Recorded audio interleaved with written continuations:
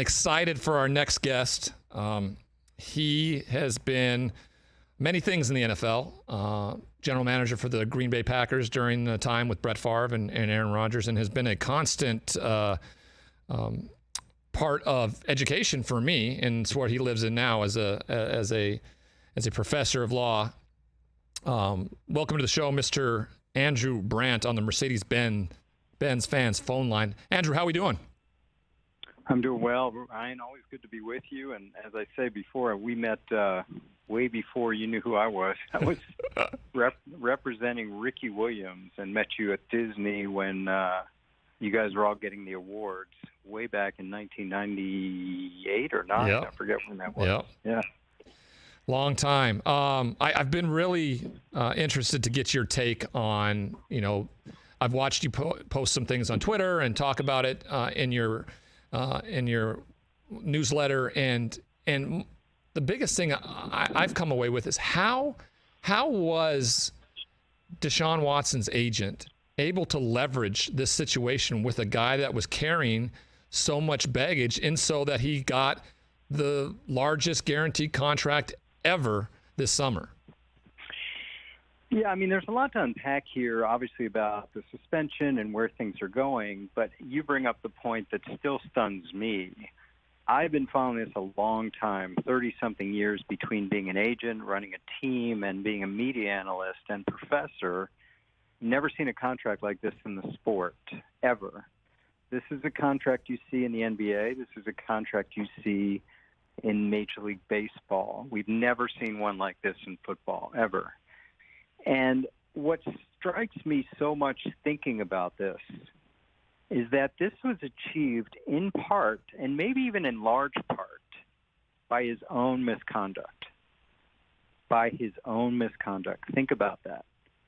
He put himself in a position where his team did not want him. They did not want him. The Houston Texans did not want him, and by the way, he didn't want them either. Right. So it became an auction. First, they got to pre-qualify the trade, and they had 3 or 4 teams, I think 4, willing to give up 3 number ones and whatever else. Then they could negotiate.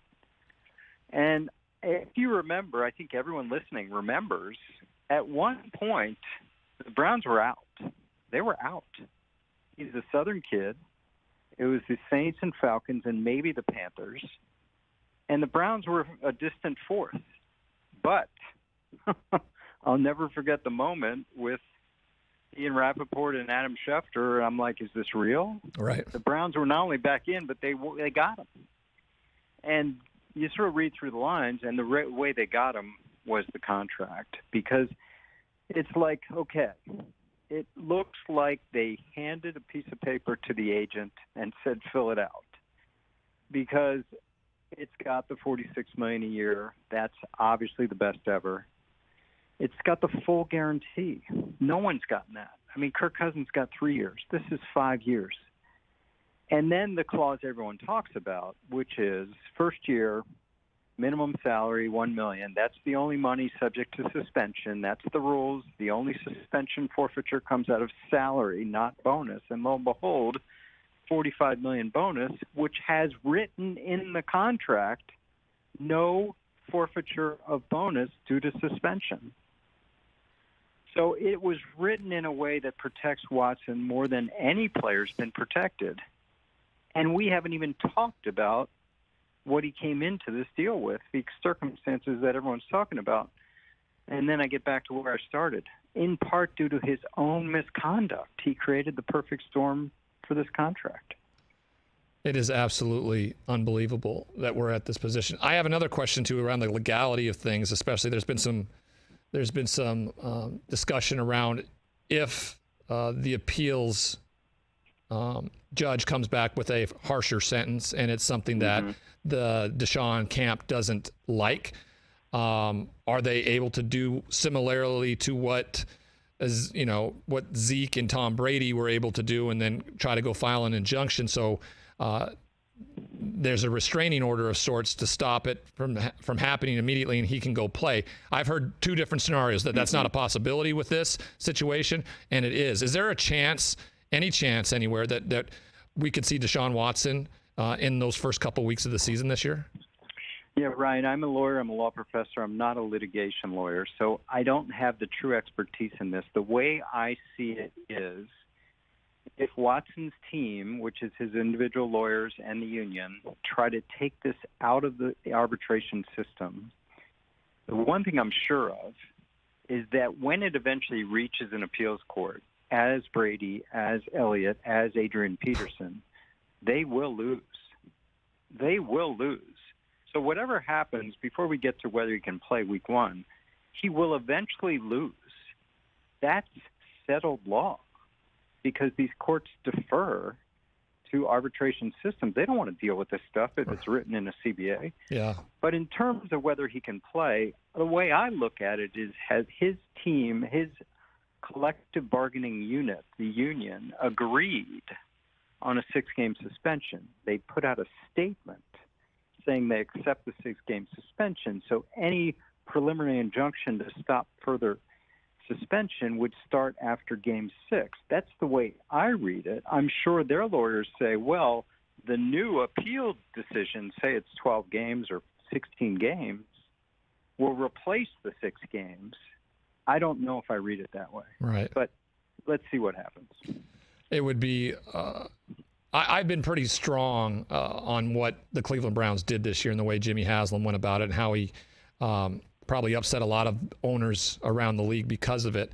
But for as talented as a team as they are, bringing something into your hemisphere like this with the distractions, with everything that goes with it, trying to prepare two quarterbacks to play possibly when, here, there, or nowhere, I just don't see how a team can compartmentalize like this, especially a team like the Cleveland Browns has had so much turmoil and so much disappointment over their franchise's career. I mean, I think players probably compartmentalize it unless they're always asked about it. There is this weird rule in the NFL that's gone back decades, which even as a general manager, I never really understood it, which is, if you're facing suspension, you can practice. I don't know what's the magic of September 1, where Deshaun Watson will magically disappear from the Browns. It just seems to me that he should disappear now. But again, that's the role. He can practice and play in preseason games. But yeah, I would think it's a distraction, and I just tweeted out exactly what you said, that these owners are meeting today, and that is a topic, and I'm sure they're all upset at Jimmy Haslam.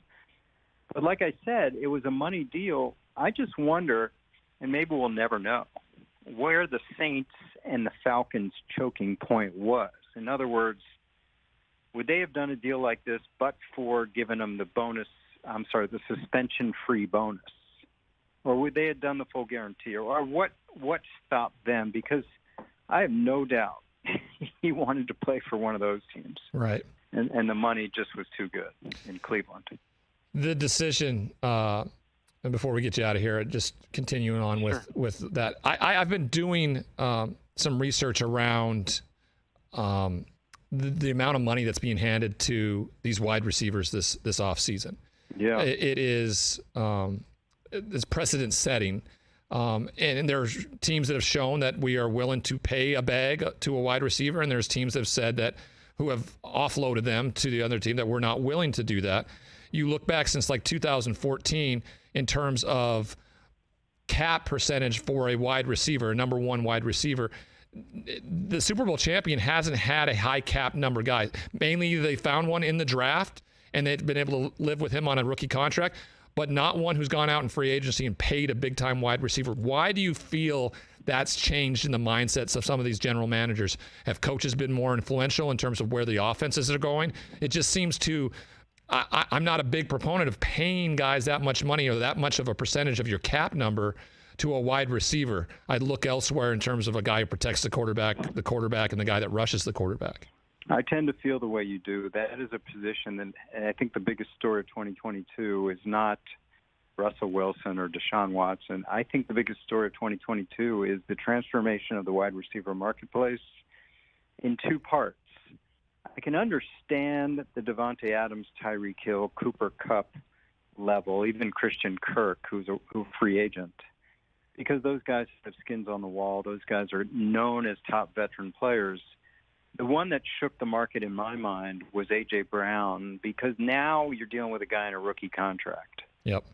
And the Titans made the decision that they'll recycle the rookie. They'll take Treylon Burks, and once it's time to pay A.J. Brown, which they couldn't do, they'll go for something else. And when Brown got the $25 million average for the extension years, that opened up the floodgates.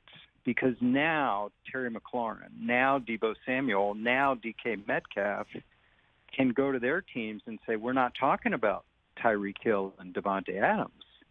We're talking about someone in my draft class. That's different.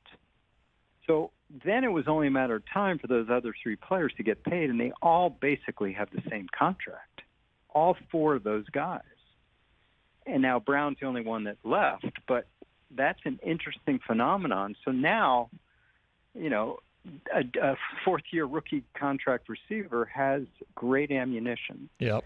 And we're going to find out. I mean, we're going to find out where, especially the Chiefs and Packers, because they took draft picks and cap space over their superstar receiver. And these receivers left Aaron Rodgers and Patrick Mahomes for lesser quarterbacks and lesser teams. So we're going to find out. Yeah. It's going to be a good experiment. I think it is too. I'm really anxious to see where this goes because of where I think the position is in terms of where you put your money for your cap space. So, Andrew, thank you again for being a part of it. You always make me feel more educated about what I'm talking about. Chris Brockman has a quick question for you before we let you go. Go ahead, Chris. Yeah, hey, Andrew. Always appreciate you coming on. Just with the news of today, like, what do you make of Roquan Smith, his trade request, and how teams are going to be paying linebackers going forward? Well, let me say first, hold-ins have worked, right? So in my day, it was holdouts, and holdouts never worked. Hold-ins work. You come to camp, you do the true Marshawn Lynch, I'm just here so I don't get fined, and you don't practice. It worked for Jalen Ramsey. It worked for T.J. Watt, and it worked for the guys we just talked about this year. It worked for Samuel and Metcalf and Deontay Johnson. It hasn't worked for Smith. So what I didn't even know till today is that he's representing himself. Right. He tweeted out some things that a veteran agent would say, which is this deal may sound good, but it's backloaded and it's full of all these de-escalators, which a player of his caliber never should have to take. So the hold-in is not working because the Bears aren't negotiating at a top level. I think he's embarrassed the Bears. I just wonder if they're going to step up and pay him a market deal, because trading him, I don't know how you trade your best player. They just can't do that. So this is an interesting one to watch. I think it's fascinating that Roquan has enough savvy to sort of recognize the deficiencies of that deal.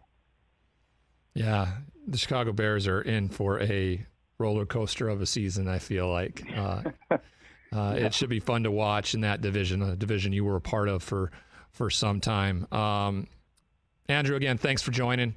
I'll be on the lookout for everything that you put out there. Andrew Brandt, thank you for joining us. Thanks, Ryan. Always a pleasure. Yes, sir.